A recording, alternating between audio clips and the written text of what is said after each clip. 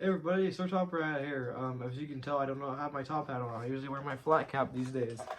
But I bet you're already asking, what have you got behind you? Is that a cabinet? Well, I wouldn't say it's a cabinet. Technically, they count this as a cabinet. But let me show you what's truly behind this big beast. As you can see, I got velvet above it, so I thought that'd be a cool, unique piece to it. Say hello to my 1917 Victrola. What do you say about this Victrola? What do you think this is? What do you think a Victrola is? A Victrola is pretty much just like a phone. It's pretty much a phonograph, but it's pretty big. So this takes 78 records, and let me show you down here in this compartment down here. Let me lower this for a minute. Hold on. It's lowered now. This cabinet down here, get out of the way, holds records. Let me show you some of the records I have in here. This book is a little ripped up because I got it from the antique store. Of course, it's going to be a little ripped up anyway. But as you can see, these are registered for Victrolas. As you can see, these records say Victrola on them. They're a little upside down, so hope you can read them.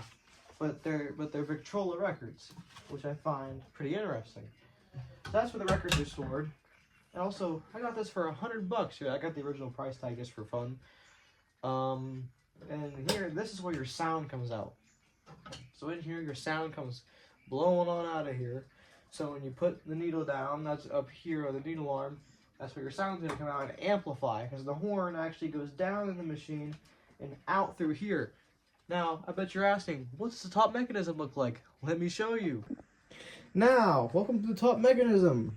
Up here you got your turntable, which will work only if you release the brakes and everything. But before I release the brakes, let me show you how to wind it. You got this handle here on the side, which you can't see, but you just wind it up all the way to full until you can't do it no more because you don't want to break that spring. And you take this off, and then you just give it a little push, and you got it running. This needs a little bit of work. It needs a new governor. But when I get a new governor, it should be just fine. I also need to get a new reproducer diaphragm. Let me show you what this reproducer looks like. Here's the reproducer. It's original, Victrola, number 2. Doesn't say when it was patented. Wish it did, because that'd give me a clear indication when this would have been made. But it was made in Camden, New Jersey, so that's pretty cool. This is pretty much just like a regular phonograph, because you got everything, your basics up here. You got your needle arm, which we run across the record. I won't put a record on it right now because it's not fully fixed yet. So I won't run those right. This is your speed dial over here, so this is what controls your speed, slower and, faster. Very, very simple. But it doesn't control the speed right now because, yet again, the speed governor is not right yet.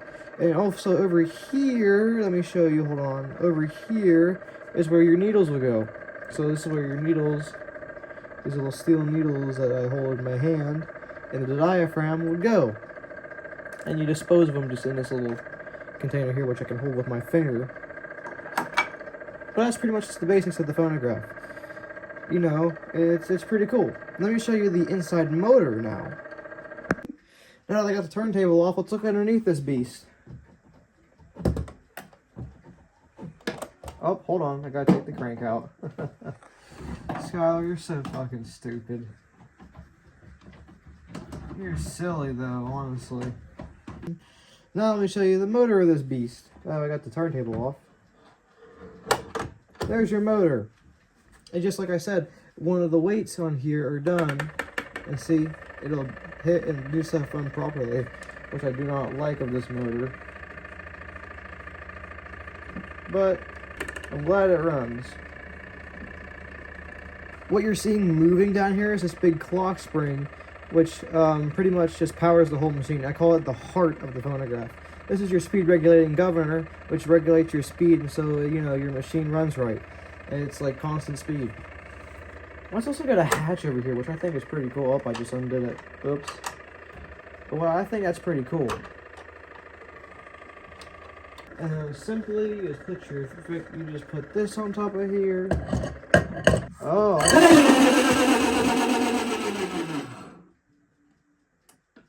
Ooh. That did not sound right.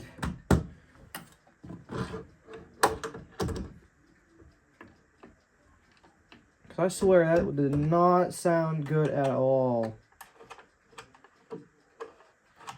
Promise you that was not a good sound. Not at all. Oh Lord. Skylar, what have you done? Me? I didn't do anything. The governor fell out. What is going on here? That's okay.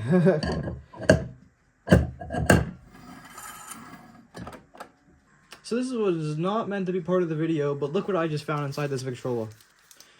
Victrola tungstone styluses, soft and full tone. I just found these in the original packages, but they were I don't know why that's open.